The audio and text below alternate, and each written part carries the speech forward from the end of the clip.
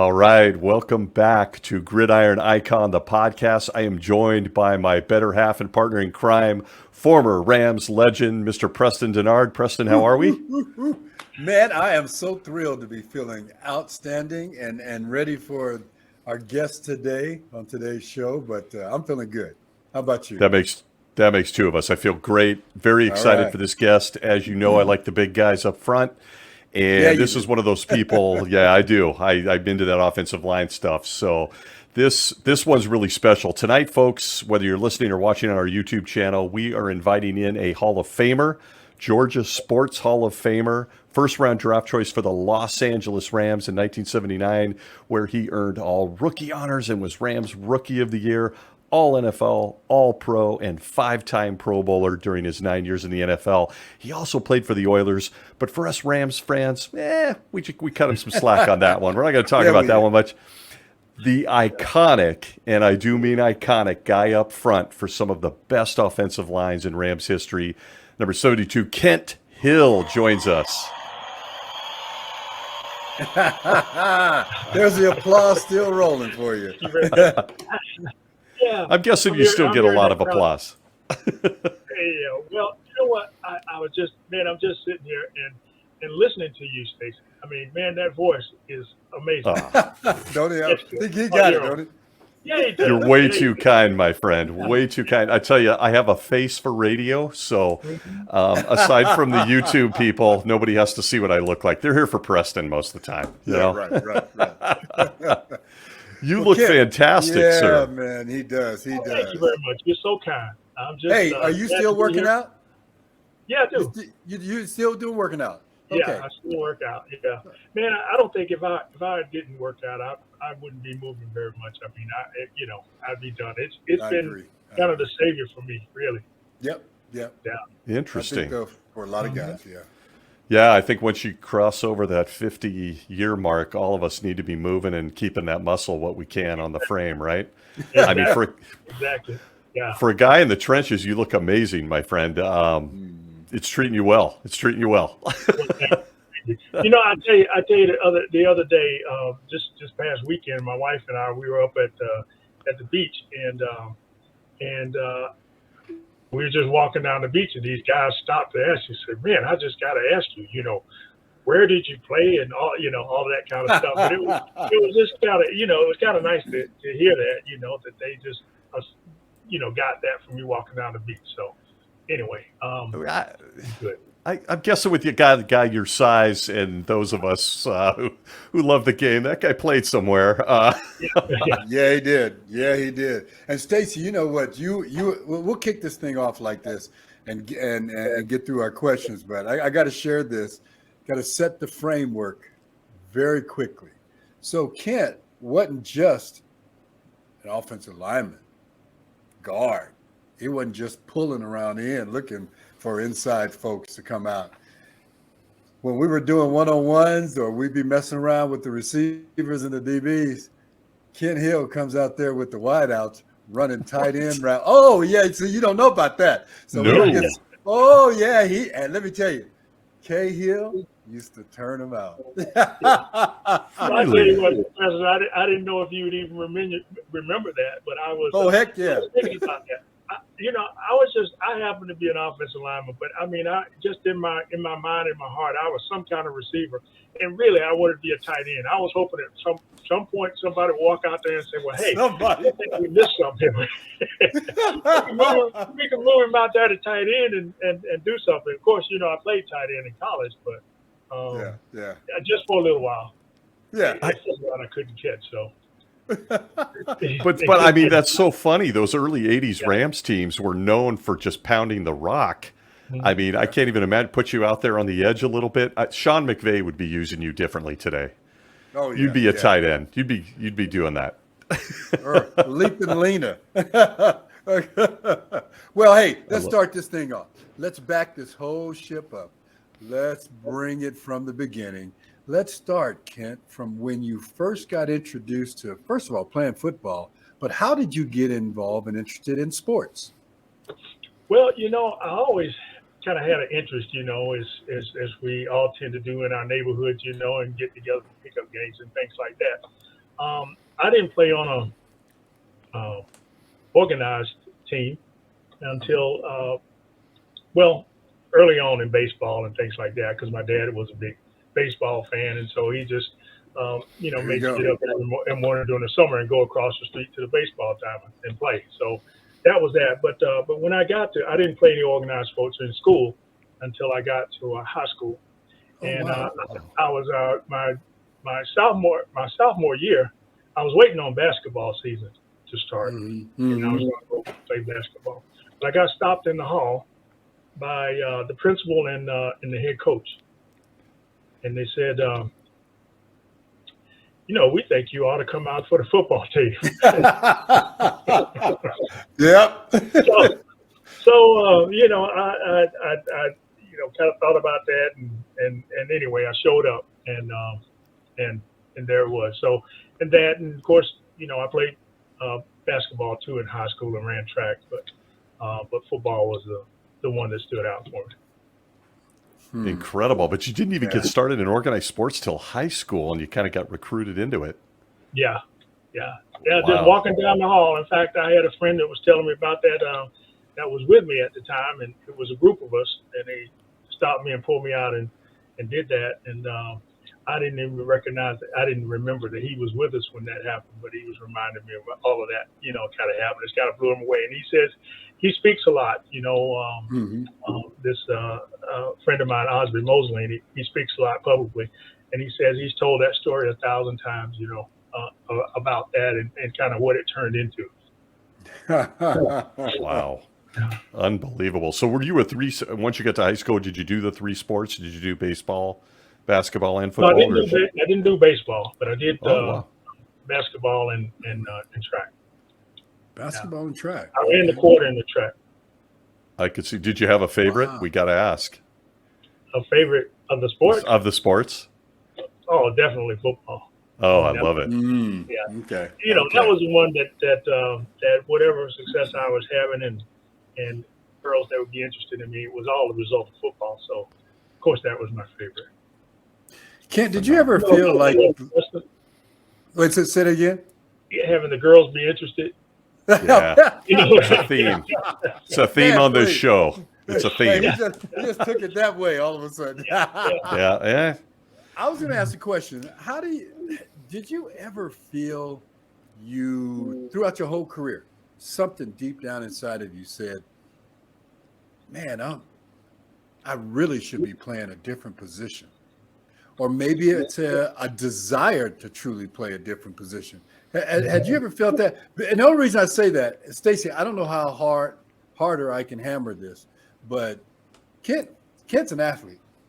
For a big old guy like that to do the things that I've seen him do, and you hadn't seen him on the basketball floor, that's an athlete. And I was just curious of whether or not you had this inside inkling that, I really would have wanted to do that. Had that ever come to you? Yeah, that was with me my entire career. I was always thinking. Oh my God. Wow. I'm in the wrong spot. I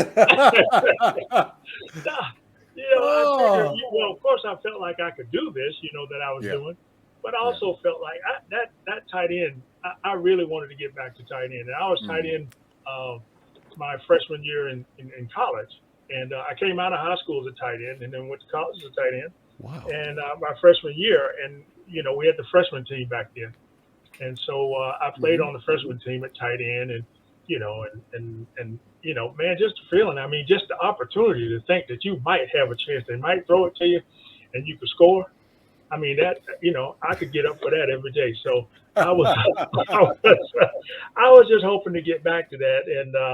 And of course it never came, but it was something that I really thought that, I thought I could do that at that level. Yeah. And you know what? Such a great athlete you were and always will be and have been, but there were so many other different things you could do. How in the world did you get to Georgia Tech? At that point, by the time when you were a senior, thank you, babe. I'm glad you're with us. But by the time you were a senior in high school, it's now time to look at schools. Were you chasing schools? Did you have a lot of schools looking at you? And how did you end up at Georgia Tech? Well, I didn't have a lot of schools looking at me. I had a few, Mm-hmm. and so, but most of them seem to be, uh, you know, well away. I mean, it was almost like the local schools, not so much, or the schools that were close to me. Yeah. It was other schools in other states and all. But the one thing was that the Georgia Tech showed up, and they had just the recruiter that was recruiting me was amazing, and it really developed a great relationship with him, and he was my family. But the most important thing over the other schools that even showed up was Georgia Tech was selling a degree. I mean, they were selling the fact that you will get a degree if you come to Georgia Tech. You're going to have everything that you need, to get that. That is one of the we're um, most proud of is our record of graduating Mm-hmm. athletes. And so, for my parents, I mean, that was all they needed to hear. And so that was certainly a push to go that way. And of my choices, there was no question that was the best choice. And just to go to Atlanta, I had a sister and brother, older sister and brother who were living in Atlanta, and so that gave me, family in town and that kind of thing, and somewhere to go eat when you didn't have money. Yeah. Yeah. True. The dining hall was closed on the weekends, at least on Sunday, and Oh so yeah. that was a place to go. Yeah, Oh, Wow. good for you. It's amazing to me how much impact family has Yeah. at such a critical juncture in a person's life. I mean, you're about to go out into the world, and just your parents' emphasis on education made all the difference to you. yeah, Mm-hmm. Mm-hmm. yeah, absolutely. And it's one that well, it was just always there, and it really guided a lot of choices I made around. And so no matter what happened, I mean, I didn't go to Georgia Tech thinking about pro football. I went to Georgia Tech thinking about playing football and being the best I could be there, and graduating. There was no way I was going back to Americas, Georgia, Mm-hmm. without Yeah. a degree. Yeah, So I Oh, understand that. Was that fear of mom? yeah, Mom's mom like, and of dad. course. Mom kind of led the charge, but dad was solid backup on that one. love it. All My right. dad didn't have a college degree, but he treasured that, and my mom did. And she was a teacher, so they were partners in that deal for Oh, sure. bless your heart. It's the way it should be. That is the way it should be. Okay, so you're chasing that degree. All of a sudden, at some point in time, football has to kind of creep up in there and go, I could probably do this at the next level. When did Yeah. that interest start, and when did teams start coming in talking to you? Well, at the end of my junior year, um, I mean, toward the end of the academic year, kind of like spring, Yep. Mm. there started to be. Um, I was kind of unaware of the whole interest kind of thing, and hadn't heard from any teams or anything like that. But I did have some agents lurking around, Yeah. and Yeah. so they started to contact me and that kind of thing, and people be waiting outside the practice field and that kind of thing. And so that was my first inkling that something was happening. And then some of them told me I was in the top 100, and so it got so really into my senior year. That was when I became aware of that, and of course the combines and all of that started showing up, and I had to go to well, they had more than one in those days. They had so I ended up going to about three different combines and that kind of thing, and so that was Wow. Wow. that was how I found out. Were you still hoping for that tight end route, or at this point were you moving more into a Well, I full? was already. I tell you what, my position coach was well, my position coach moved me from the offensive line coach came to me and told me about Ah. Interesting. wanted me to move in and said, I can really see you being really successful there. And he actually talked about you know um, playing pro football. At that time, I was really thought he was just trying to make the position attractive to me, Hmm. but he sold Mm-hmm. it well enough to for me to move over, and so I ended up uh, starting there for 3 years, and so it ended up being my space. But I really didn't want to. Again, I didn't Interesting. want to leave tight end and that kind of thing, but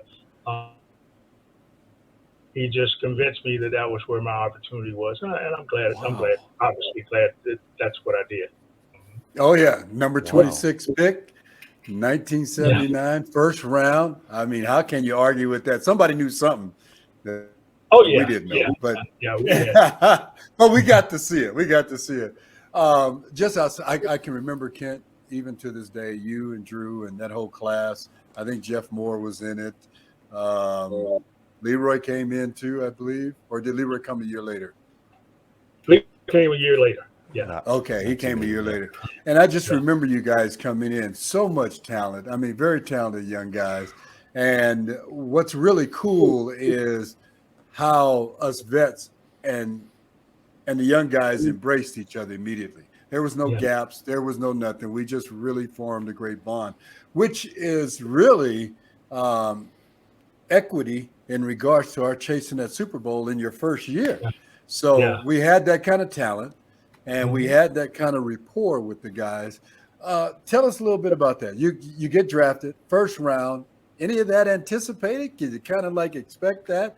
Well, And then having a great first year in the league?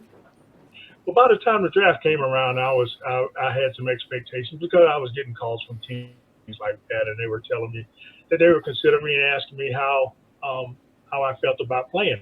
Uh, if they drafted me that high, and of course I said, I would love it, for any team that called at that point. And I can remember thinking this for New York, the Jets did it, and I was thinking, boy, I really hope. I'm praying that they don't draft me because I didn't want to go anywhere cold. You were, And so the you were Lord blessed praying me to hard. come to Yeah, LA. you're praying hard. Yes, indeed. And so at that point, and coming in and get there, so that was the expectation there. But I tell you what, and I know I'm kind of getting off your question, Preston, but I No, just No, got to no. say because the one thing I remember is uh, I've never seen somebody have more fun going to practice. I mean, you're the happiest guy about practice I've ever seen. Oh, I mean, me? yeah, you, Oh, man. I mean, he was like a kid that just, man, just out you there just running and going on. He was just you glad went practice way was off here. the script, didn't This he? is beautiful. This is what the show needs. So here's a Oh, Lord. rookie. Here's a rookie from Georgia coming into the building, and here's this wide receiver guy that looks like it's Christmas all the time. Yeah, Oh my because I'm gosh. It's paying attention to it because I see some Yeah, ability. I yeah, see speed, quickness. yeah. I Well, see a tight end. you were happy when we went out. When we went out, I mean, it was almost like if you weren't feeling like it that day, I mean, you just watch you and say, man, I gotta be up for this. I mean, with all of this around me, it was nice to see though, man, and that created Oh, thank part of you, what man. you were just talking about with that rapport was was created by you and others, in that Mm-hmm, same crowd that you talked about, mm-hmm, being the people they were, and so that was very helpful for us kind of coming in. But back to when I came in, I mean, it was probably should have been one of the uh, really, it was kind of like being in a dream position, but I really struggled for my camp that year. I Oh, mean, really? really it seemed like I couldn't do much of anything that I had been doing that just been second nature. But and it was after the second preseason game that we had, and I was just really in my own head, just kind of having some really um, negative self-talk. But I was on the Mm. plane, and Charlie Young came and sat on the seat with Charlie, me. Cy Young. Yeah.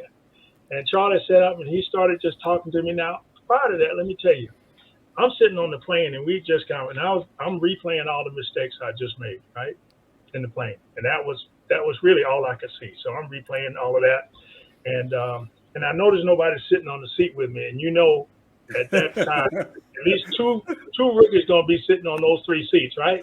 Okay. Right.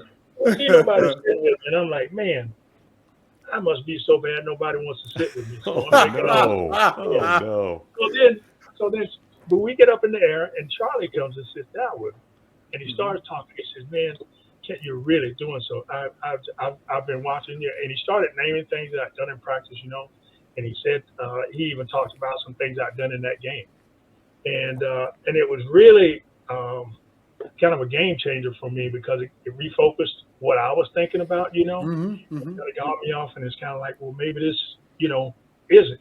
And so the things he mentioned were very specific, and I could go back to him and I say, yeah, I did do that. So it redirected my thinking, which came out. And he talked about, we're going to need you to go to the Super Bowl this year. Well, I'm thinking, we just lost this preseason game. And as bad as I played, I don't think this team is going to need me to do much. No. But as you know, we went on from that point. And so, things started, kind of clicking a little bit for me then, and kind of getting grounded. And then toward the middle of the season, I am starting. And then, man, lo and behold, we do go to the Super Bowl.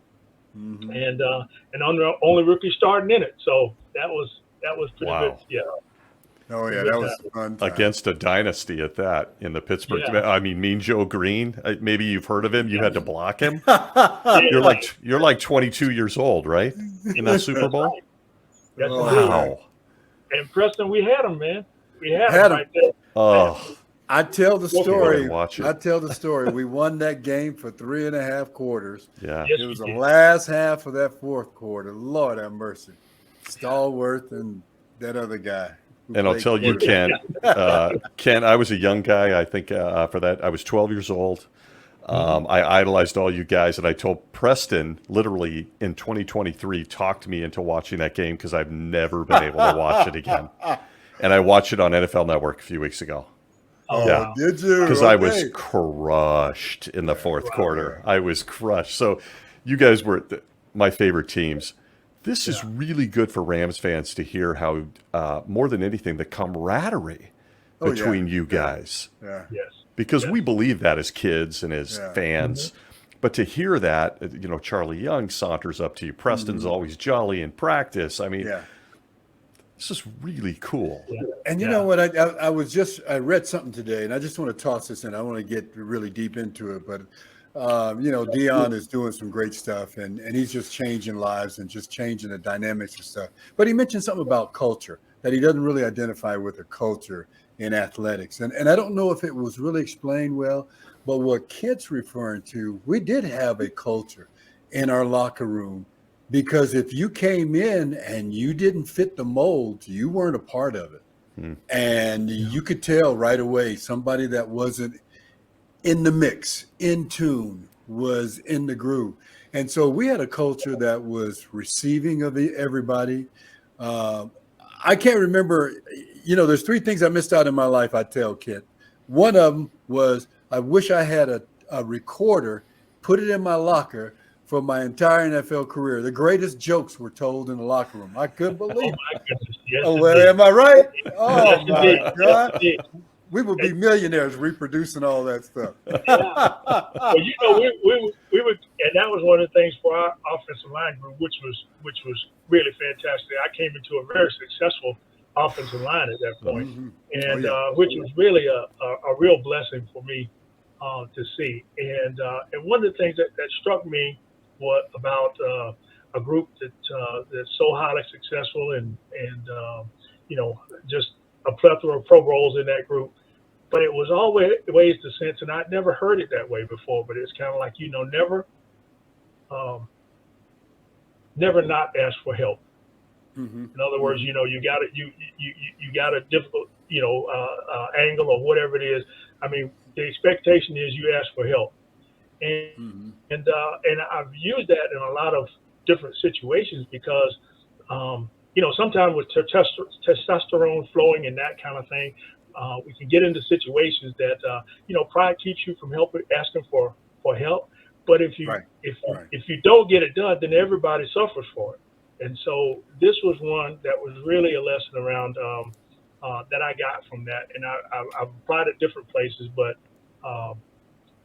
the expectation is that you ask for help in this group. So you don't, because without doing it, you expose the whole group to failure. So, but I learned that, and the group was again, very close, and we just really had a good time in that locker room and really supported each other. I mean, one thing is together and come in on Monday Monday morning and look at film and get to talk about, who's blowing up who, that kind of thing. I mean, we really had a good time with that.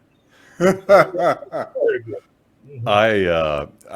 I personally think you could take those late 70s, early 80s offensive lines and just take the whole unit and put it in the Hall of Fame. I mean, we got Hill, we got Slater, we got Hara, we got Rich Saul, Doug France, Mac. Mac. I mean, it's literally insane. So is it any wonder that you guys had so much success running the ball? There was that little guy named Eric Dickerson and Charles White, and maybe you've heard of them. But when I hear this, and we're going to get into what you're doing today, because I see how this just bleeds into who you are today. Yeah. When the chips are down, when things are hard, and it's the 70s and 80s, machismo is at an all-time high. If I'm hearing you right, you guys built a culture around togetherness. And as a Rams fan my whole life, is that a lot of the reason for the success? Do you put a lot of weight in that, even with what Eric did and Charles White did and Greg Bell? And does it start with you guys just being tight? I think it does.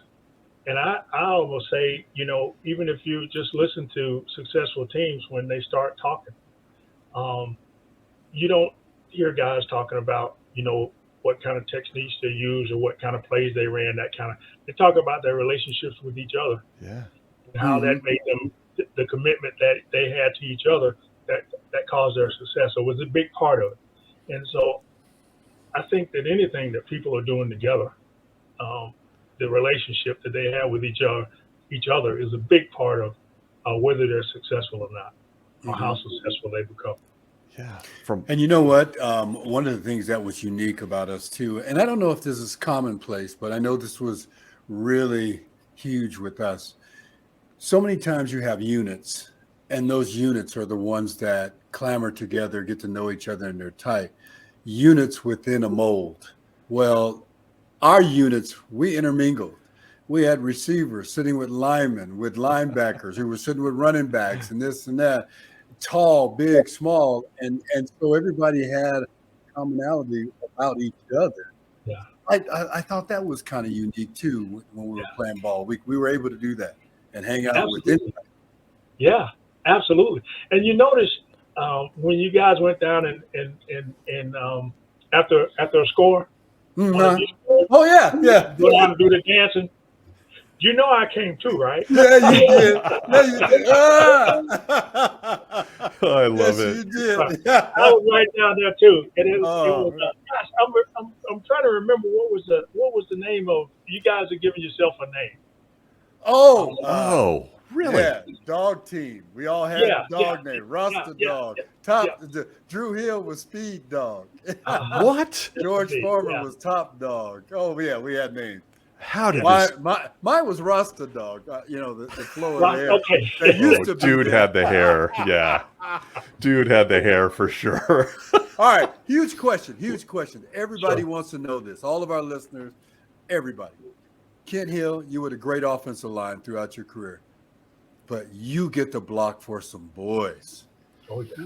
Tell us about that. What was that like? Being referenced to one of the best running games out there. They had to put an individual's name on top. Eric Dickerson, Gerald Thomas, Wendell Tyler. All these guys, and Greg Bell and so on.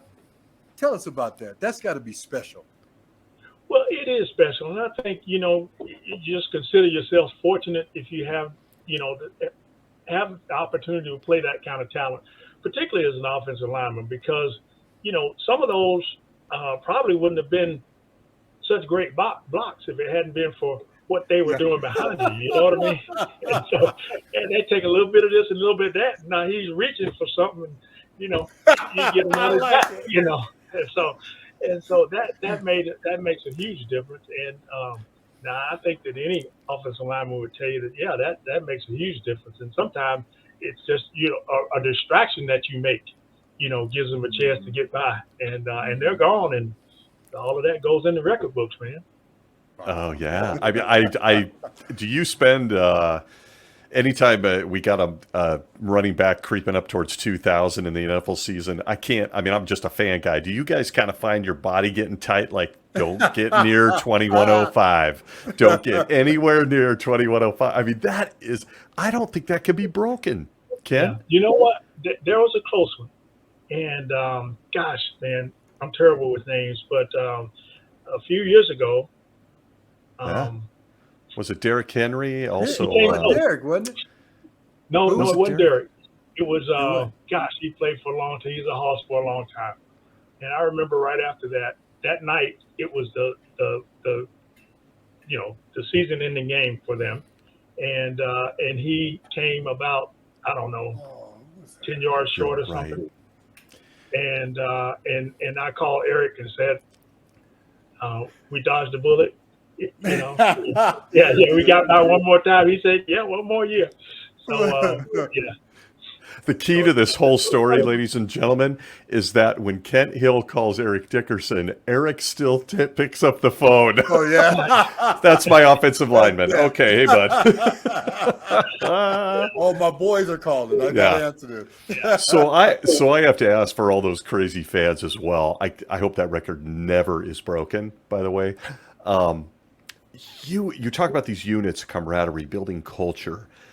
You guys on the offensive line for the Rams during the year faced some of the toughest defensive linemen of the decade, maybe of the century. Some guy named Jack Youngblood, Larry Brooks. I'm leaving Gary Jeter. I'm leaving all these names out. How did that? Let me ask you this: was the offensive and defensive linemen, were they close, or was there a little? Oh yeah, no battle. yeah. Of course, in practice and when it was time to do that, I mean, we competed at the all out and competed. But I think when we, after practice and at any other time, I mean, we were hanging out together, at whatever we were doing, and visit each other's homes. I mean, and talk about Gary Jeter and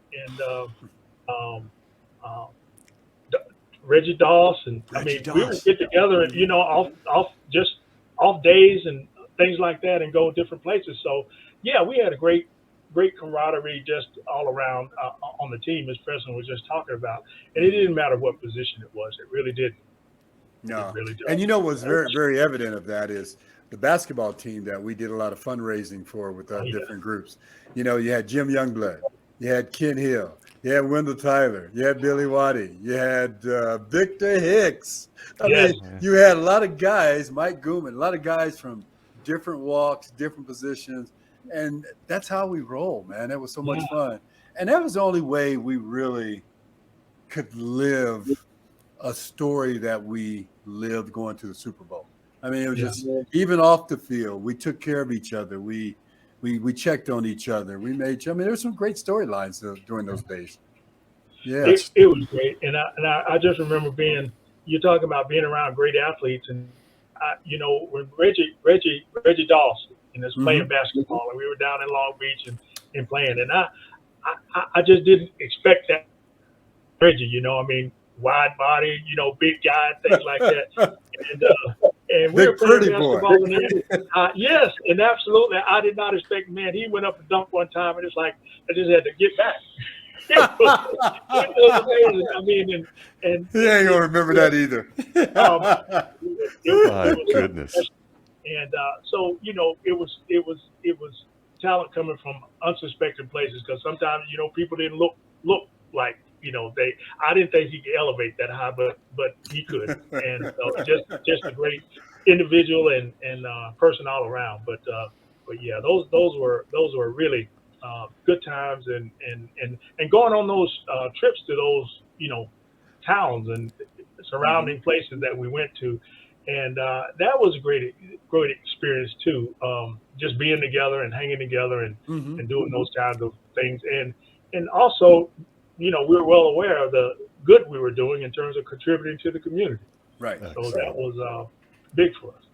Excellent. And might I add, that's a theme for all the players. We don't have just Rams players on this show, by the way. We actually have some wonderful female athletes and others, but all of them have And there must have been something special about that team because, and Preston will back me up on this, all of you guys are still very involved in philanthropy and in helping. Yeah, I mean, Kent, I want to stay on the football for a minute, but I'd like to talk about your love for young people and what you're doing there. And Preston does it all the time. And so many of your teammates that have come through the show have done it. It's incredible. There must have been something about that culture that fascinates me from a fan standpoint. Mm-hmm. Well, I think at one point, Forrest, you kind of recognize you have something to offer to a group that is really interested in who you are, perhaps because of what you do. So I think we all feel an obligation in that way to participate. And of course, during my playing days and really for several years after that, we had a youth development program in my hometown. And we work with youth and that kind of thing around, and continue to do it in different ways. And of course, locally we've got school mentorship programs, that I participate in, and so it's just an opportunity and an opportunity to interact, with them, these young people, and what they're doing. They're amazing in terms of the interest they have, and the things that they're doing. I had one young man. He was 12, but he was, already working on being. He was a wide receiver too, Preston, and so he was working on things. And I'm thinking about the stuff that we were doing when I was 12. Mm-hmm. And so he was telling me he about his schedule, and of course he had a trainer, a personal coach. Oh wow! I was blown away by it. Wow. Wow. He had a trainer, he was running with it. He had a personal coach that was kind of coaching him. I mean, and of course, we were nowhere near that. I mean, you were just playing on the playgrounds, and all that. So it's a different thing. But the thing was, I mean, we have great rapport. He's interested. Of course, as soon as you, talk about what you do, they go and check Google and all of that kind of stuff, and so they find all about the history and come back and ask you things, So it's good to have that platform, if you will, to work with you. Can't love that enough. Okay, I got to ask a couple of fan guy questions. Preston lets me do this for the fans and listeners. Kent Hill, Pro Bowler, Georgia Hall of Fame. Got to ask you, was there an opponent in the NFL that was tough for you to deal with, tough to block? The one that always comes to mind, and this was New Orleans, and Derlin Moore. Yeah. And I mean, nobody expects you to say that, but I mean, the guy played. I mean, he was so technically sound and played with great leverage. It was just, you just had to be ready for that. Interesting. And so there are a lot of other plays, and part of it too was him. I think in some ways, kind of his stature and all of that, but he was a little squatty guy or anything like that. He was more normal, but he was able to keep really good, stay low and keep really good leverage and move off of that. And so, you just had to, really be ready to play. Yeah, really be ready to play. Love it. And so that was really one that stood out for me. And of course, played against a lot of the other really more higher profile players, that had, and they came as expected, but I think this one really stood out more because it was unexpected when I got to play him. I didn't have anybody telling me about the reputation, but I'll tell anybody who listened, the boy can play. I love it. Shout out to Derlin Moore. That is phenomenal. You answered 2 questions. Most underrated. Derlin Moore. That's amazing. Are you glad you don't have to face Aaron Donald in practice these days? Yeah. I can't imagine what that boy's a Tasmanian devil. I watched that. I like it. I want to see some Kent Hill in his prime versus Aaron Donald. That might be pretty fun. Hey, be a whole bunch of speed in that, baby. Oh, a lot of fast moving feet. Well, I love it. Well, Kent, I'll tell you, as we never allow enough time for, you've had this illustrious football career. We have all watched and absolutely loved your time as a Ram. And we didn't even get to the Oilers. We want to give a shout out to the Oilers. Oilers. But it's all Preston's fault. No, I'm kidding. It's not. We want to talk about how that all translated into what you're doing today. We talked a little bit about the young people. You are now a consultant that takes folks and molds them into leadership and builds cultures. I don't think that's a coincidence after hearing you.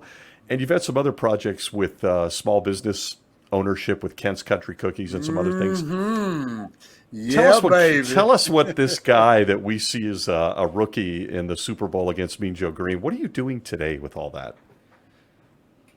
Well, it's been a hodgepodge of a number of different things, but what it evolved into, and what I'm doing today is I work with an organization called the Pacific Institute, and as you mentioned, we work with organizations around creating constructive and highly performing cultures, and but that all starts with a curriculum that really informs us about the thought process and how to use it more effectively. The mind is continually working, but how do we do it in such a way, or use it in such a way intentionally, to help us get the best results that we want? And it doesn't make us perfect, but it certainly improves our chances of success. And so we've been doing that. I've been working with in this business since 98, so we're talking 25 years now. Wow. And it's been an amazing run. And though we're helping organizations to work, we're always working with individuals. And the application starts first with what's near and dear to the individual. And so one of the big, what I call paydays, is when we hear people who either write us or email us or whatever, or even call at times, talking about, what they've been able to overcome. And perhaps at the time that we were with them and with their team, they may have been experiencing some, traumatic event of their own, like anticipating a divorce or having a sick child, or just a bad relationship with a child that's got, that's having problems, and how they've been able to overcome it with what we were able to present and share with them. And so that is a huge, I call it a payday, but certainly something I'm proud of, and I feel like even though it's my work, that it's contributing in a way that's powerful. And so as you talk about it, of all the things I've done in the past, then I would say certainly so. Of course, the other thing we mentioned, when I left football, of course, I went back to my alma mater at Georgia Tech. I was assistant athletic director there. And I was working with our student athletes around really preparing themselves for beyond their college life, not just in athletics, but career-wise. And so having them be prepared to step out in the business world or whatever vocation they chose, that they could go out and be successful in. And so much of it at the time that Johnny Johnson was actually the person that called me about the Pacific Institute, and he was partnered with the Pacific Institute because he was building a curriculum for disadvantaged youth primarily, and wanted me to partner with him. And that's how I got exposed to the Pacific Institute. And at the same time, we were working, a colleague of mine and I were working to build a curriculum for our student athletes. This one actually happened to be way more advanced than what we were working on, but it was the same direction. And so that was a huge merge right there too. So those things, I don't know how they get to happen that way, but somehow God works it out. Once again, confirming that defensive backs actually speak to offensive linemen, ladies and gentlemen. Again, back to that culture you're a part of. I don't think there's anything more fascinating on this planet than how you bring, and I think it's why I fell in love with football. I'm going to confess it right here. How do you get 11 guys or 22 guys from every different walk of life? How do you get them to coalesce for one common goal? And if I'm hearing you correctly, you're focused on that now. Absolutely. And, there's, again, we have certain, patterns of thought.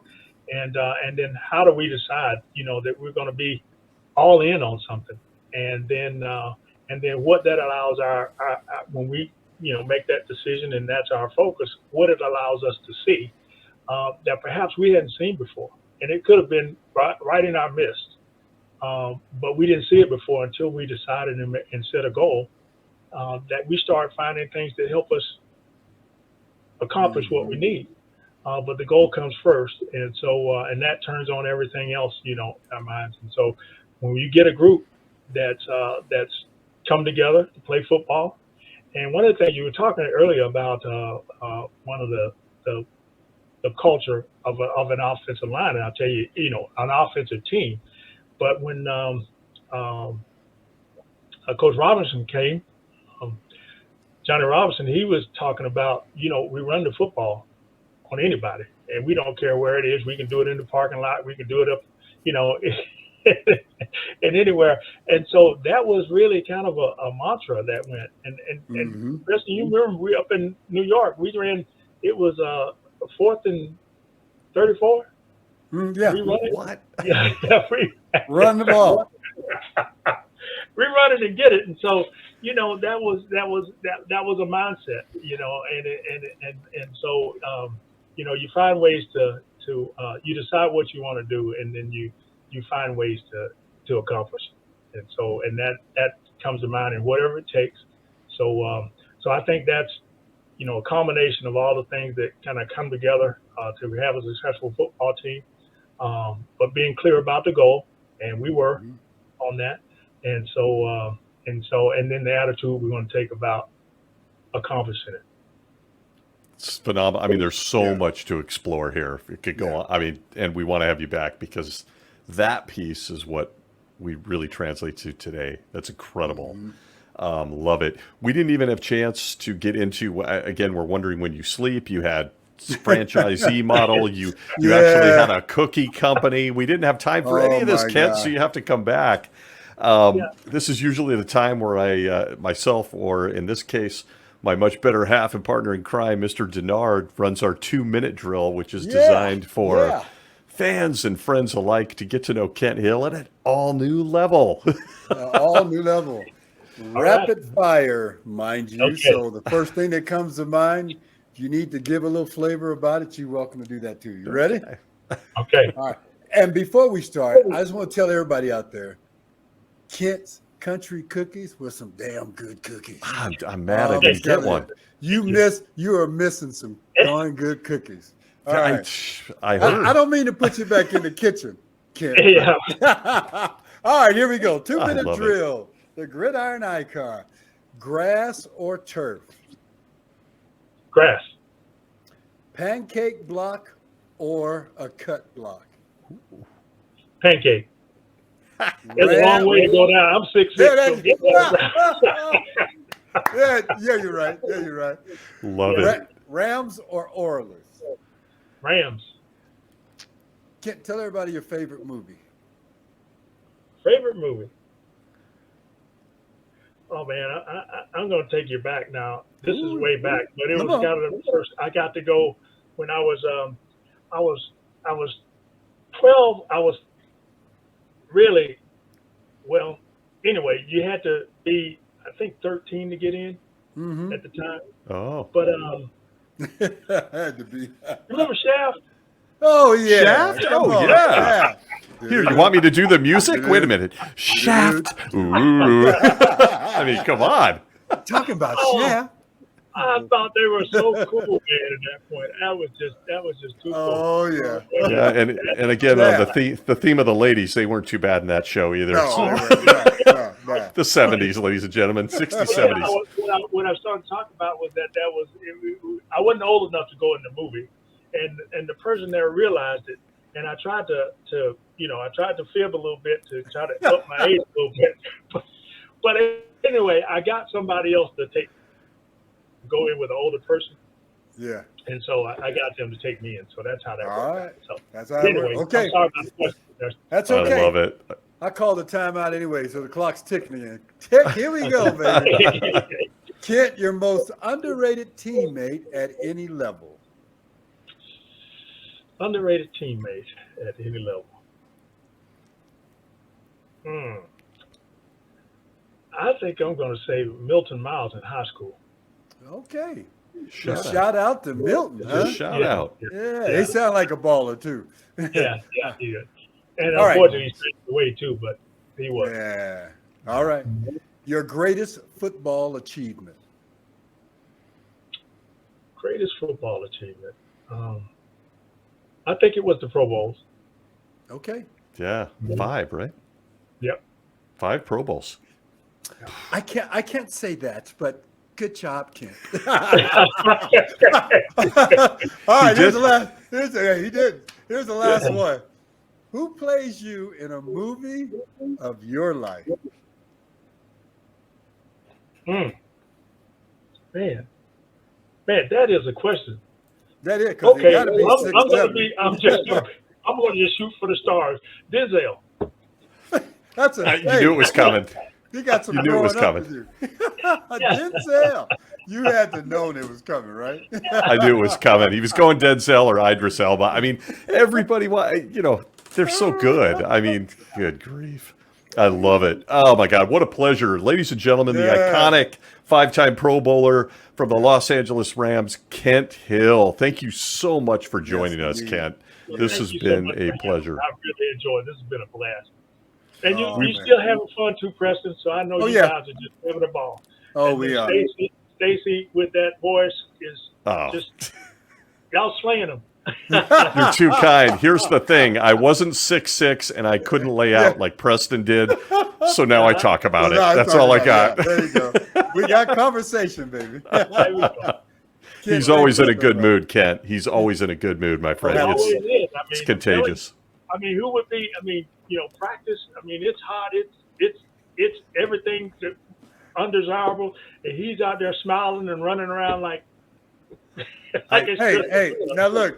If you were a free agent from University of New Mexico, somewhere in Albuquerque, driving a 1972 two-tone black and red Datsun 1200, watch, somebody's gonna go look that up.